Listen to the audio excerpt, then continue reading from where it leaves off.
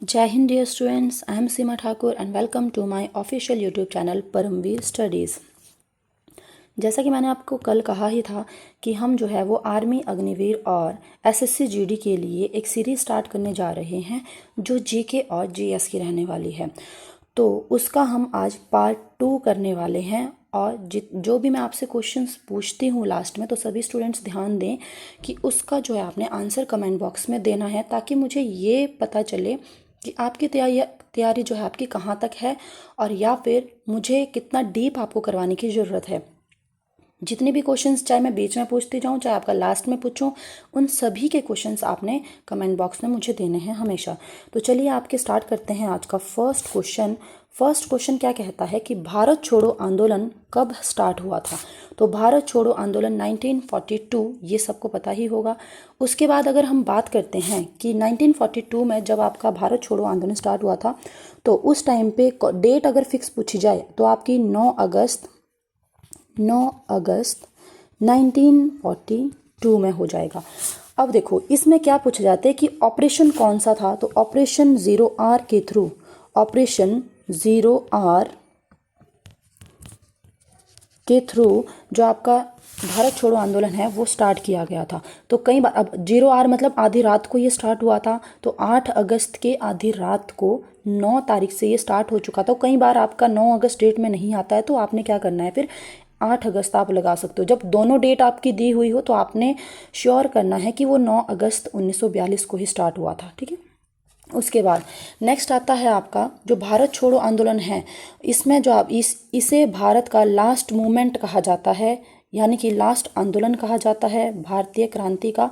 और भारत की स्वतंत्रता का पहला आंदोलन किसको कहा जाता है, तो 1857 की क्रांति हो जाएगा। ठीक है, 1857 की क्रांति।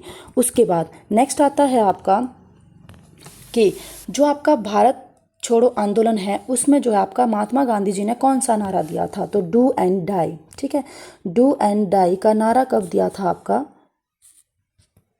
तो ये हो जाएगा आपका 1942 में भारत छोड़ो आंदोलन के समय में दिया था।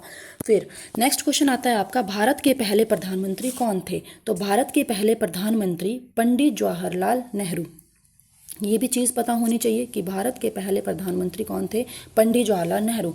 ये तो सबको पता है। नेक्स्ट आता है आपका कि भारत की पहली महिला प्रधानमंत्री, अगर मैं इसी में बात करूं तो पहली महिला प्रधानमंत्री, तो विमेन की बात हो जाएगी, तो वो हो जाएगी आपकी इंदिरा गांधी। ठीक है, इंदिरा गांधी। तो उनका नाम भी आपने याद रखना है। इंदिरा गांधी वही जिनके टाइम पे आपका 1971 का वॉर हुआ था। उसके बाद बात आती है कि 1971 का वॉर किसके टाइम पे हुआ था, आपका इंदिरा गांधी के टाइम पे। नेक्स्ट आता है आपका कि जब भारत पाकिस्तान के बीच 1971 के वॉर के बाद 1972 में उन्हें क्या दिया गया था, भारत रत्न दिया गया था। और भारत रत्न क्या है, तो भारत रत्न भारत का सबसे बड़ा सिविलियन अवार्ड है, जिसकी स्थापना हुई थी 1954 में। ठीक है।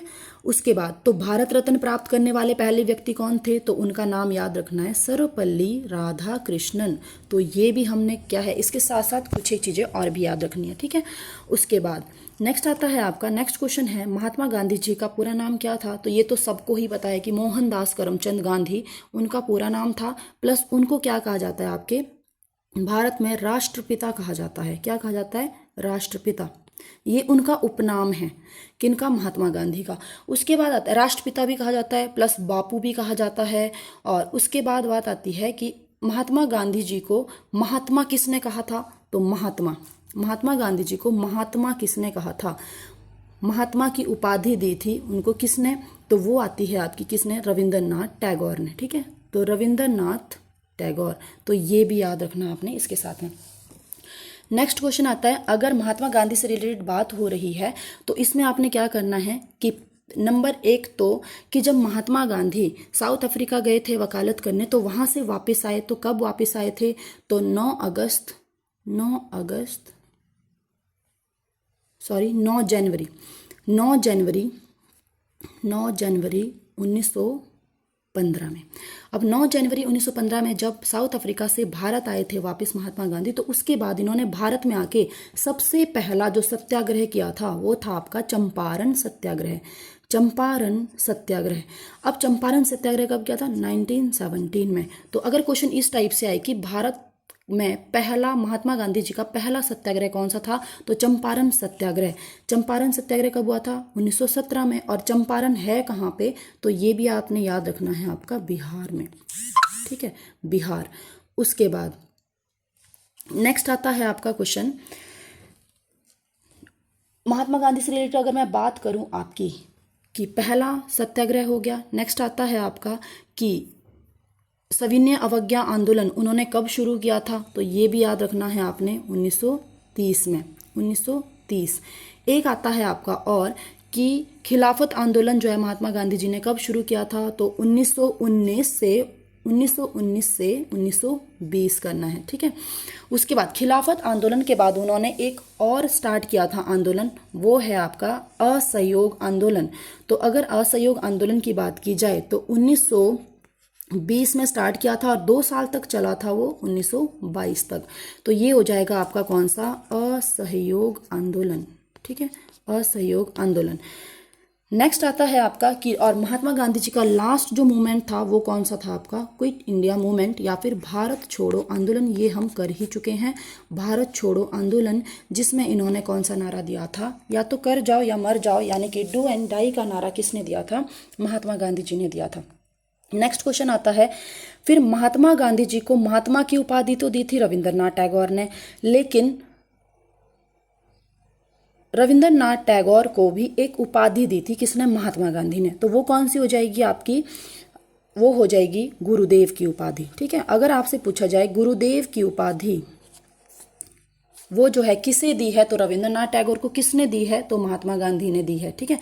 उसके बाद नेक्स्ट क्वेश्चन आता है आपका कि संविधान के जो संविधान सभा के अध्यक्ष पूछे हैं पहले, वो कौन थे, ठीक है। अब देखो एक चीज याद रखना आपने, बात अगर संविधान सभा की हो रही है, सबसे पहली बात कि जो संविधान सभा है इसका गठन कब किया गया था, तो इसका गठन हो जाएगा आपका 1946, यानी कि इसकी स्थापना की गई थी 1946 में। और किसके थ्रू की गई थी? तो कैबिनेट मिशन आया था आपका भारत में, कैबिनेट मिशन के थ्रू, ठीक है, कैबिनेट मिशन के थ्रू। उसके बाद नेक्स्ट आता है आपका, जब भारत में संविधान सभा का गठन किया गया था, उसके बाद इसकी पहली बैठक हुई थी। तो पहली बैठक, फर्स्ट जो बैठक हुई थी वो हुई थी 9 दिसंबर 1946, ठीक है। अब 9 दिसंबर 1946 को जब भारत में संविधान सभा की बैठक हुई, उस टाइम पे पूछा जाता है कि संविधान सभा के पहले अस्थायी अध्यक्ष, तो अस्थायी अध्यक्ष का नाम याद रखना है सच्चिदानंद सिन्हा, सच्चिदानंद सिन्हा। अब ये थे आपके अस्थायी अध्यक्ष और ये थे संविधान सभा के। अब आता है, अगर आप, ये तो अस्थायी थे, लेकिन आपके अगर परमानेंट के पूछे जाए यानी कि स्थायी अध्यक्ष पूछे जाए तो वो कौन थे? डॉक्टर राजेंद्र प्रसाद, यही, ठीक है। उसके बाद आता है कि अगर आपसे पूछा, कई बार हम कंफ्यूज हो जाते हैं कि जो आपके स्थायी अध्यक्ष बने थे आपके, वो कब बने थे, पहली बैठक में या दूसरी बैठक में? तो याद रखना आपकी वो थी आपकी तीसरी बैठक, क्योंकि जो पहली बैठक हुई थी वो हुई थी 9 दिसंबर 1946 को, दूसरी फिर से 10 दिसंबर को हुई थी, लेकिन इंपॉर्टेंट डिसीजन इसमें नहीं लिए गए थे, ठीक है, 1946 में ही ये भी। उसके बाद जो तीसरी आती है वो आती है आपकी 11 दिसंबर 1946, सेम ही है। तो उस टाइम पे आपकी जो आपके स्थायी अध्यक्ष आ जाते हैं वो है आपके डॉक्टर राजेंद्र प्रसाद। फिर आता है स्थायी जो आपके संविधान सभा है, इसमें कितने मेंबर थे टोटल? तो 389, ये भी थोड़ी बहुत चीज़ें याद रखना है, 389 जो टोटल मेंबर थे, और जिसमें आपकी 15 कौन थी? आपकी फीमेल्स थी, ठीक है, 15 महिलाएं थी। उसके बाद नेक्स्ट क्वेश्चन आता है कि जो 13 दिसंबर है, 13 दिसंबर को क्या हुआ था? तो एक डेट याद रखना, 13 दिसंबर 1946 को क्या किया था? जो आपके पंडित जवाहरलाल नेहरू है, उन्होंने उद्देश्य प्रस्ताव यानी कि उद्देशिका प्रस्ताव पास किया था, उद्देशिका प्रस्ताव पास किया था। उसके बाद नेक्स्ट आता है आपका क्वेश्चन तो संविधान से सभा से रिलेटेड आपने इतनी चीज़ें याद रखनी है, ठीक है। उसके बाद नेक्स्ट क्वेश्चन जो आता है वो है सरदार पटेल को किस नाम से जाना जाता है। अब सरदार पटेल नंबर 1 क्वेश्चन है इनका कि आयरन मैन ऑफ इंडिया, यानी कि लौह पुरुष किसको कहा जाता है, वो भी सरदार पटेल है। नेक्स्ट क्वेश्चन आता है कि भारत में विश्व की सबसे ऊंची मूर्ति जो कौन सी आपकी स्टैचू ऑफ यूनिटी है, वो भी कहाँ पे है, वो भी किसकी बनी हुई है, तो सरदार वल्लभ भाई पटेल से जुड़ी हुई है, मतलब उनकी ही स्टैचू है वो। दूसरी चीज़ आती है आपकी कितनी ऊंची है, वो 182 मीटर ऊंची है। कहाँ पर है, तो गुजरात में है, गुजरात। नेक्स्ट आता है आपका गुजरात में है, और गुजरात की कैपिटल क्या है आपकी, गुजरात की कैपिटल गांधीनगर हो जाएगा। ये चीज़ भी आपको पता होनी चाहिए, गांधीनगर। नेक्स्ट क्वेश्चन आता है कि जो सरदार वल्लभ भाई पटेल की सबसे ऊंची मूर्ति है वो किस जगह पर है, तो जगह याद रखना, इसमें 2-3 चीज़ें याद रखना। नंबर 1 इज़ कि नर्मदा नदी के किनारे है, नर्मदा नदी के किनारे। दूसरी चीज़ नर्मदा ही वो डिस्ट्रिक्ट है, नर्मदा ही क्या है, जिला है। उसके बाद आता है आपका केवड़िया वो जगह है जहाँ पे वो है, केवड़िया जगह पर है जहाँ पे ये है सरदार वल्लभ भाई पटेल की मूर्ति।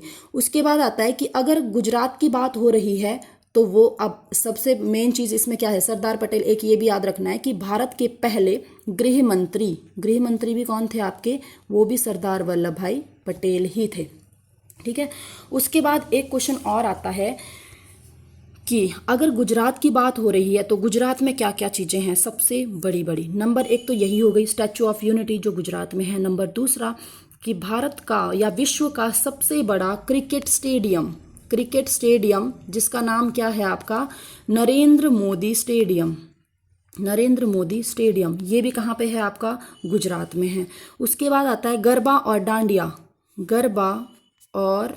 डांडिया, ये कहाँ का है आपका, डांस, इंपॉर्टेंट डांसेस है आपके कहाँ के, गुजरात के हो जाएंगे। प्लस भारत का सबसे बड़ा तटीय राज्य जिसकी तटीय बाउंड्री जो है आपके, यानी कोस्टल एरिया जो आपका सबसे ज़्यादा है, तटीय राज्य सबसे लंबी है जिसकी, वो है आपकी 1600 किलोमीटर, वो भी किसकी है आपकी, गुजरात की है। उसके बाद आता है एक क्वेश्चन और कि गिर और ब्लैक बक नेशनल पार्क, ये दोनों के दोनों कहाँ पे है, ये भी गुजरात में है। और एक आता है आपका कि कच्छ का रण, आर्मी में बहुत बार पूछा गया है ये क्वेश्चन, कच्छ का रण ये कहाँ पे है आपका, गुजरात में है, ठीक है। और किसके लिए वो फेमस है कच्छ का रण, तो वो आपका किसके लिए फेमस हो जाएगा, जंगली गधों के लिए फेमस हो जाएगा, जंगली गधे। नेक्स्ट आता है आपका कि गरबा डांडिया हो गया, कच्छ का रण हो गया, ये सारी की सारी चीज़ें क्या है आपने याद रखनी है इससे रिलेटेड। प्लस आपने मुझे अब कमेंट बॉक्स में क्या बताना है कि जो आपका गुजरात है वहाँ के वर्तमान में सीएम कौन है, वर्तमान में सीएम गुजरात के कौन है, वो आपने मुझे कमेंट बॉक्स में बताना है। नेक्स्ट क्वेश्चन आता है आपका लखनऊ समझौता कब हुआ था, तो लखनऊ समझौता हुआ था आपका दिसंबर, अगर फुल डेट पूछे तो दिसंबर आपका 1916 में हो गया, ठीक है। उसके बाद आता है आपका ये जो लखनऊ समझौता या फिर लखनऊ पैक्ट क्यों किया गया था, तो इसमें हिंदू और मुस्लिम जो है आपका एकता को दर्शाने के लिए आपका लखनऊ पैक्ट किया गया था। उसके बाद लखनऊ की बात हो रही है तो लखनऊ पता होना चाहिए किसकी कैपिटल है आपकी, उत्तर प्रदेश की कैपिटल है। उसके बाद आता है आपका लखनऊ का पुराना नाम पूछे, अगर पुराना नाम क्या हो जाएगा लखनऊ का, तो अवध हो जाएगा। नेक्स्ट आता है अगर इसका अवध हो जाएगा, और लखनऊ को और क्या कहा जाता है, उपनाम क्या है इसका, तो नवाबों का शहर, ठीक है। नवाबों का शहर किसको कहा जाता है आपका, लखनऊ को बोला जाता है। नेक्स्ट आता है आपका जो इंडियन आर्मी की सेंट्रल कमान है उसका हेडक्वार्टर भी कहाँ है, सेंट्रल कमान का हेडक्वार्टर वो भी लखनऊ में है, सेंट्रल कमान का हेडक्वार्टर लखनऊ। नेक्स्ट आता है करंट का क्वेश्चन बताती हूँ, जो आपका ब्रह्मोस मिसाइल है भारत और किसने मिलकर बनाई है, वो रशिया ने, तो उसकी उन्होंने एक यूनिट स्थापित की है आपकी, वो यूनिट भी कहाँ पे स्थापित की है आपकी, लखनऊ में स्थापित की है, ठीक है। उसके बाद नेक्स्ट आता है, अब बात अगर उत्तर प्रदेश की हुई है तो सबसे बड़ी चीज़ क्या है आपका, उत्तर प्रदेश 2011 की जनगणना के अकॉर्डिंग भारत का सबसे बड़ा राज्य कौन सा है आपका, उत्तर प्रदेश है। इसके अलावा यहाँ पर एक दुधवा नेशनल पार्क है, कौन सा, दुधवा नेशनल पार्क, ठीक है, ये भी कहाँ पे है आपका, उत्तर प्रदेश में है। उसके बाद बात आती है कि अब दुधवा नेशनल पार्क वहाँ पे है, तो उसके बाद सबसे ज़्यादा एनिमल्स भी कहाँ पे है आपके, एनिमल्स वो भी कहाँ पे है, उत्तर प्रदेश में है। अब जानवर अगर सबसे ज़्यादा वहाँ पे है तो दूध भी सबसे ज़्यादा होगा, तो इसका मतलब भारत में सबसे ज़्यादा मिल्क प्रोड्यूस करने वाला राज्य वो भी कौन सा है आपका, उत्तर प्रदेश है। इसके अलावा सबसे ज़्यादा लोकसभा सीट्स वो भी कहाँ से है, उत्तर प्रदेश से है। राज्यसभा सीट्स वो भी कहाँ से है, उत्तर प्रदेश से है। विधानसभा सीट्स वो भी कहाँ से है, उत्तर प्रदेश से है। और विधान परिषद सीट्स, ये सारी की सारी सीट्स ज़्यादा कहाँ से है आपकी, उत्तर प्रदेश से है। नेक्स्ट आता है आपका उत्तर प्रदेश के सीएम कौन है, योगी आदित्यनाथ, ठीक है, योगी आदित्यनाथ है। गवर्नर कौन है फिर, तो गवर्नर भी याद रखना यहाँ पे इम्पॉर्टेंट है क्योंकि वो फीमेल है, कौन, आनंदीबेन पटेल, ठीक है, आनंदीबेन पटेल। उसके बाद एक चीज़ और है कि भारत में अगर पहली महिला गवर्नर पूछे, भारत की पहली, किसी भी राज्य की पहली महिला गवर्नर, तो वो कौन है आपकी, सरोजनी नायडू, सरोजनी नायडू। तो इनका नाम भी याद रखना है आपने, सरोजनी नायडू। और मैंने कल की क्लास में भी आपको बताया था कि गोल्डन थ्रेशोल्ड और ब्रोकन विंग इन्हीं की बुक्स है दो। दूसरी चीज़ है आपकी भारत की कोकिला कहा जाता है, भारत की कोकिला, ठीक है, वो भी किसको कहा जाता है, सरोजिनी नायडू को। नेक्स्ट वन इज कि किसने कहा था, तो वो कहा था महात्मा गांधी ने, महात्मा गांधी। नेक्स्ट क्वेश्चन एक मैंने और बताया था आपको कि रिवीजन भी साथ साथ जरूरी है। ये क्या बताया था क्वेश्चन कल कि भारतीय राष्ट्रीय कांग्रेस जो आपकी इंडियन नेशनल कांग्रेस है उसकी पहली महिला अध्यक्ष तो हो जाएगी आपकी एनी बेसेंट, लेकिन जो आपकी भारतीय महिला अध्यक्ष थी, भारतीय महिला अध्यक्ष कौन है आपकी, वो है पहली, ठीक है, भारतीय कौन थी, सरोजनी नायडू। तो इनका नाम मैंने आपको कल बताया था, ठीक है। तो इनसे रिलेटेड आपकी ये बहुत ज़्यादा इंपॉर्टेंट रहने वाली है आपके लिए, तो ये चीज़ें आपने याद रखनी है। गोल्डन थ्रेशोल्ड हो जाएगा, ब्रोकन विंग इनकी बुक्स हो जाएगी, और भारत की कोकिला और भारत की प्रथम गवर्नर जनरल वो किसी राज्य की, तो वो उत्तर प्रदेश की हो जाएगी। और इंडियन कांग्रेस की पहली भारतीय अध्यक्ष वो भी कौन है, सरोजिनी नायडू। और एक क्वेश्चन और लगे हाथ, ये भी याद कर लेना कि 1925 में जो कानपुर अधिवेशन हुआ था कांग्रेस का, कानपुर अधिवेशन, तो यहाँ पर अध्यक्षता किसने की थी, वो की थी आपकी सरोजिनी नायडू, और इसीलिए ये भारत में INC की पहली भारतीय महिला अध्यक्ष बन चुकी थी। नेक्स्ट क्वेश्चन आता है आपका क्या कि भारत में कितने राज्य हैं, तो भारत में सिंपल क्वेश्चन है, भारत में कितने राज्य हैं आपके, 28 राज्य हैं, और केंद्र शासित प्रदेश कितने हैं, 8 है। इसके साथ साथ एक चीज़ और याद रखना कि जम्मू एंड कश्मीर जो यूटी बने हैं, जम्मू एंड कश्मीर और लद्दाख 2 यूटी बने हैं आपके, ये कब घोषणा कब हुई थी, तो ये मोस्ट इंपॉर्टेंट क्वेश्चन है क्योंकि 2-3 बार ये एग्जाम में भी देख लिया है आपका। तो ये इनकी घोषणा कब हुई थी, तो 5 अक्टूबर 2019 को, ठीक है। उसके बाद आता है ये घोषणा हुई थी 2 यूटी बनने की, लेकिन बने कब, तो इनका याद रखना 31 अक्टूबर 2019। अब ये 2 यूटीज बन गए। उसके बाद क्या हुआ कि 26 जनवरी 2020 अब क्या हुआ, यहाँ पे 2 यूटीज को एक बना दिया, एक तो दादरा नगर हवेली और दमन एंड दीव, तो इन दोनों को जोड़ दिया गया कब, 26 जनवरी 2020 को। तो वर्तमान में अब कितने हैं यूटीज, 8 है, और 28 आपके राज्य है। और जो 29वां राज्य, जब आपका 29वां राज्य बना था तो वो था आपका कब, 2 जून 2014। लेकिन इसमें एक चीज़ समझना आपका, ये 29वां राज्य बना था, लेकिन उस टाइम पे जम्मू एंड कश्मीर भी यूटी था। अब देखो 14 की बात हो रही है, और इससे पहले मैंने क्या कहा आपको कि जम्मू एंड कश्मीर जो आपका 2019 में एक यूटी के रूप में सामने आया, ठीक है। तो यहाँ से जब जम्मू एंड कश्मीर हट गया तो वापस से कितने हो गए स्टेट, 28, और वहाँ पे कितने हो गए थे, 9 हो गए थे, क्योंकि जम्मू एंड कश्मीर और लद्दाख बन गए थे 2 यूटी। अब उसके बाद क्या हुआ कि 2 यूटीज को एक कर दिया, तो अब वापिस से कितने हो गए, वो 8। तो बस सिंपली आपने ये याद रखना है कि 28 आपके राज्य है और 8 आपके केंद्र शासित प्रदेश हैं वर्तमान में। उसके बाद नेक्स्ट क्वेश्चन आता है कि राष्ट्रीय ध्वज को किसने डिजाइन किया था। वेरी वेरी इंपॉर्टेंट क्वेश्चन है आपका, ठीक है। तो ये है आपका पिंगली वेंकैया। इसके अलावा क्या क्या इंपॉर्टेंट है इसमें, नंबर 1 सबसे पहले जो आपका राष्ट्रीय ध्वज कब फहराया गया था, तो 6 में आता है, कहाँ पे, कोलकाता में। नेक्स्ट आता है आपका कि इसको अपनाया कब था, राष्ट्रीय ध्वज को अपनाया, तो वो अपनाया था 22 जुलाई 1947, ठीक है, 22 जुलाई 1947 को इसे अपनाया गया था।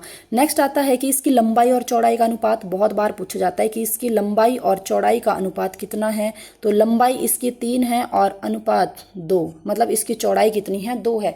लेकिन कई बार क्वेश्चन पलट दिया जाता है, बच्चों का प्रेजेंस ऑफ माइंड जो है चेक किया जाता है कि इसे आता है या नहीं आता है, कि चौड़ाई और लंबाई पूछ लेते हैं। तो आपने याद करना है, जब चौड़ाई पहले दी हो तो आपका ये 2 आ जाएगा, और लंबाई बाद में दी हो तो क्या हो जाएगा, 2:3। तो जब आपका चौड़ाई लंबाई पूछे, लंबाई चौड़ाई पूछे, तो आपको दोनों तरफ से क्वेश्चन पता होना चाहिए।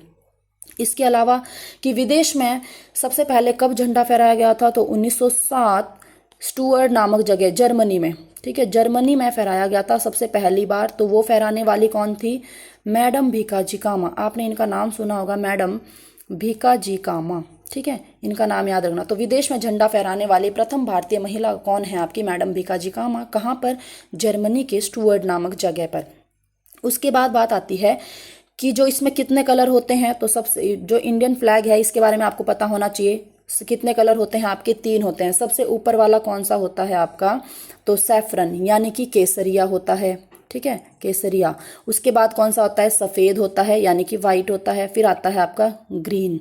तो ये तीनों कलर भी पता होने चाहिए। प्लस इसमें जो अशोक चक्र बना हुआ है वो कहाँ से लिया गया है, तो अशोक के सारनाथ, जो सारनाथ का अशोक स्तंभ है उससे लिया गया है। प्लस इसमें कितनी तिल्लियाँ हैं, तो 24 तिल्लियाँ हैं, ठीक है। तो ये भी पता होनी चाहिए, छोटी छोटी चीज़ें। उसके बाद क्या है आपका, जो सैफरन कलर है वो क्या दर्शाता है, तो ये किसका प्रतीक है, तो ये साइन है या सिंबल है किसका, शौर्य का। शौर्य हो जाएगा, साहस हो जाएगा, ये सारी की सारी चीज़ें इसी में आने वाली है। शौर्य, साहस, वीरता, ये इसी में आएगा, ठीक है। उसके बाद बात आती है कि सफ़ेद तो किसका है, शांति का। शांति का प्रतीक होता है आपका सफ़ेद। हरा किसका है, तो ये हो जाएगा हरियाली का। तो ये भी याद रखना है, हरियाली का प्रतीक है आपका हरा। उसके बाद आता है, तो ये सारे के सारे क्वेश्चंस आपने कुछ एक इंडियन फ्लैग से रिलेटेड आपने याद रखने हैं, ठीक है। उसके बाद लेकिन जो अभी का मेन डिज़ाइन है, रेड, वाइट, केसरिया मतलब यानी कि सैफरन, वाइट और ग्रीन, ये जो कलर्स है तीनों के तीनों, इस वाले डिज़ाइन, इसके डिज़ाइनर कौन है, ये है पिंगली वेंकैया। और जो 24 तिल्लियाँ हैं, ये क्या आपका जो अशोक चक्र बीच में है वो किसका प्रतीक है, तो वो आपका प्रगति का, यानी कि प्रगतिशील की, जो आपका 24 घंटे चलता रहता है, ये समझ लो, ठीक है। उसके बाद नेक्स्ट क्वेश्चन आता है आपका, गदर आंदोलन जो है आपका कहाँ हुआ था, या फिर गदर आंदोलन, हाँ, किस देश में हुआ था, तो इसमें आपने याद रखना है यूके का, यूनाइटेड स्टेट्स ऑफ अमेरिका। वहाँ पे एक जगह है आपकी सैन फ्रांसिस्को, ठीक है, सैन फ्रांसिस्को, तो इसका नाम याद रखना। उसके बाद है आपका किसने इसकी स्थापना की थी, तो 1913 में लाला हरदयाल, 1913 में लाला हरदयाल और सोहन सिंह भांकड़ा ने इसकी क्या की थी, स्थापना की थी। उसके बाद आता है आपका कि साइमन कमीशन भारत कब आया, ठीक है। लास्ट क्वेश्चन है आपका आज का, साइमन कमीशन भारत कब आया। अब देखो साइमन कमीशन बना कब था, सबसे पहले तो ये 1927 में। नेक्स्ट आता है आपका 1928 में, क्या आता है आपका 1928 में साइमन कमीशन भारत आया, जिसमें जो आपका लाठीचार्ज के समय लाला लाजपत राय, आपने सुना होगा लाला लाजपत राय, उनकी क्या हो गई थी, वो आपके शहीद हो गए थे लाला लाजपत राय लाठीचार्ज के दौरान में। उसके बाद क्या हुआ कि जो सांडस है उनको जो वही भगत सिंह, राजगुरु और सुखदेव, इन तो तीनों ने क्या किया था, उनको सांडस की हत्या कर दी थी भगत सिंह ने, जिसमें आपका दोनों का हाथ भी माना जाता था। भगत सिंह, राजगुरु और सुखदेव इनके साथी थे तीनों के तीनों। उसके बाद क्या किया कि उनको फांसी की सजा सुनाई गई थी, कब, और महात्मा उनको भगत सिंह और राजगुरु और सुखदेव इनको फांसी कब दी थी, 23 मार्च 1931। इसीलिए हम इनका महात्मा गांधी नहीं, भगत सिंह, राजगुरु और सुखदेव का जो आपका शहीदी दिवस मनाया जाता है वो कब का होता है आपका 23 मार्च। अच्छा, एक चीज़ याद रखना आपने, इसमें 3 डेट्स याद रखना। नंबर एक आता है आपका गांधी इरविन समझौता, ठीक है। अब एक है आपका क्या, 5 अगस्त 1931, ठीक है। नंबर दूसरा, 5 मार्च